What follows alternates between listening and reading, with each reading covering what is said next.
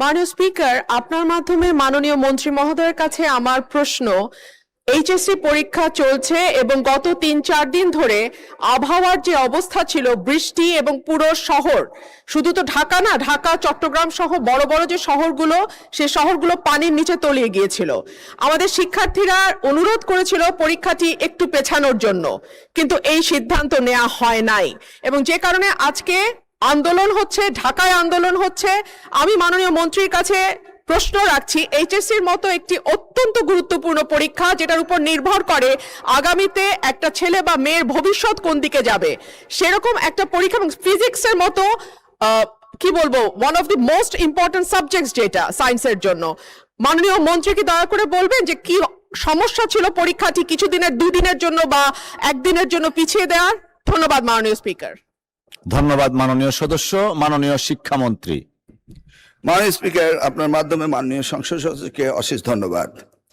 পরীক্ষা আমরা নিয়ে থাকি সারা বাংলাদেশে। এসএসসি পরীক্ষায় প্রায় 2700 সেন্টার রয়েছে এবং 64টি জেলায় এই 2700 সেন্টার একত্রে পরীক্ষা শুরু হয়।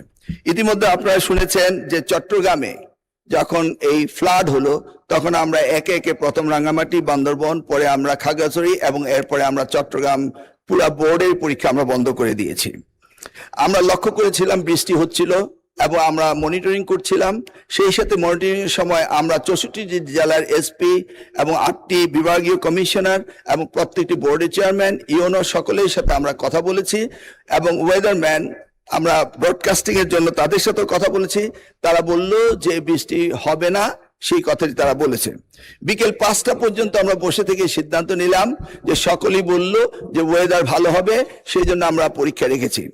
সকালে ঘুম থেকে উঠেই দেখতে পেলাম কুমিল্লা সরকারি মহিলা কলেজের মাঠ পানিতে ভরে গিয়েছে। সাথে সাথে আমরা মেয়র সাহেবকে, ফায়ার ডিপার্টমেন্টকে, পুলিশকে, ডিসিকে বললাম যে এই পরীক্ষা কেন্দ্রে স্থানান্তরিত করার জন্য। তারা তখন সকলকে নৌকায় করে ওই স্কুলের 5তলা ভবন, সেখানে নিয়ে পরীক্ষা তারা নিয়েছে। আমরা সেটা দেখেছি তাদের দুর্ভোগ। তাছাড়া বাংলাদেশে, সারা বাংলাদেশে আমরা ডিসিদের সাথে কথা বলেছি এবং ইউনিয়নের সাথে, তারা বলেছে যে কোথাও পরীক্ষা কোনো রকম দুর্যোগ ঘটেনি, একটি শুধু কুমিল্লা মহিলা কলেজে ঘটেছে। এবং সেই সাথে ফিজিক্সের প্রশ্ন 6 এবং 7, এই 2টি প্রশ্ন ভুল হয়েছে। মাননীয় স্পিকার, আমরা দায়িত্ব পেয়েছি মাত্র 4 মাস। কোশ্চেন মডারেটর, আগের কোশ্চেন মডারেটর কোশ্চেন করেছিল। আপনি জানেন যে কোশ্চেন মডারেট করতে হলে এই প্রক্রিয়াটি 2 বছর আগে থেকে শুরু করতে হয়। আমরা এসে কোনো কোশ্চেন তৈরি করতে পারিনি। বিগত গভর্নমেন্টের যে মডারেটর ছিল তারা এই কোশ্চেন করেছে। তবুও আমরা তাৎক্ষণিকভাবে ঘোষণা দিয়েছি যে ফিজিক্সের 6 এবং 7 2টি কোশ্চেন ভুল হয়েছে, সেটাকে আমরা ফুল ক্রেডিট দিয়ে দেব, সেটা আমরা বলেছি। এবং পরীক্ষা যথাযথ হচ্ছে কিনা সেইভাবে সাহায্য সহযোগিতা করার জন্য আমরা সকলকে প্রস্তুত রেখেছিলাম। আজকেও আমরা সারাদিন কথা বলেছি এবং প্রত্যেকটি আমাদের সাথে যারা স্টেক হোল্ডার রয়েছেন তারা বলেছে পরীক্ষা সুন্দর হয়েছে, সুস্থ হয়েছে। একটি জায়গায় শুধু কুমিল্লা সরকারি মহাবিদ্যালয় এই ঘটনাটি ঘটেছে এবং সেখানে পরীক্ষা সুন্দর হয়েছে। আমরা নির্দেশ দিয়েছি যে পরীক্ষা বিলম্বতে শুরু করার জন্য, এবং যে মেয়েটি কাপড় ভিজে গিয়েছিল বাড়ি থেকে কাপড় আনা হয়েছে, 1 ঘন্টা পরে পরীক্ষা নেওয়া হয়েছে এবং পরীক্ষার সময়সীমা বাড়িয়ে দেওয়া হয়েছে।